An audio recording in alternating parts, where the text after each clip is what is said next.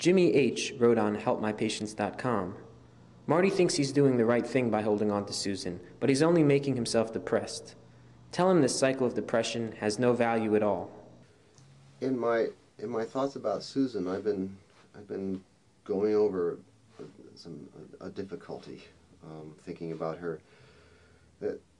It's that she was depressed sometimes. She would sleep late for no apparent reason.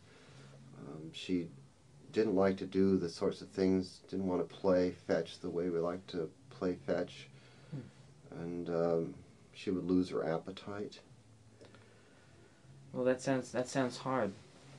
You know, it's interesting as you bring that up. It reminds me that a lot of those, I didn't know you when you were with Susan. I don't know if you were in the same state, but these are things that you have exhibited in yourself. I mean, you are, to some extent, a depressive person. You think so? I don't think so. I think of myself as reflective, you know, thoughtful, a reflective person. Not.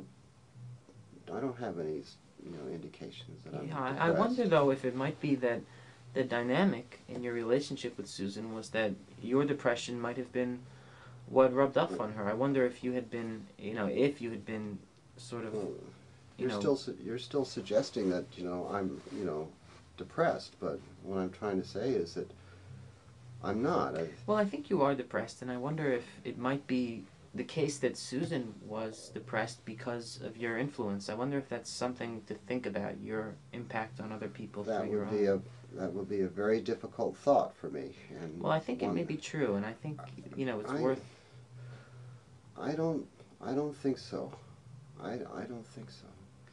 I guess what I'm suggesting is, you know, if you could sort of change your outlook, you might not have the effect on other people that you did on Susan of making her depressed and sort of bringing her down. You know, she might have been a little less depressed if you hadn't been the type of person who's prone to fixate on things and to not to move on. You're starting to make me feel bad.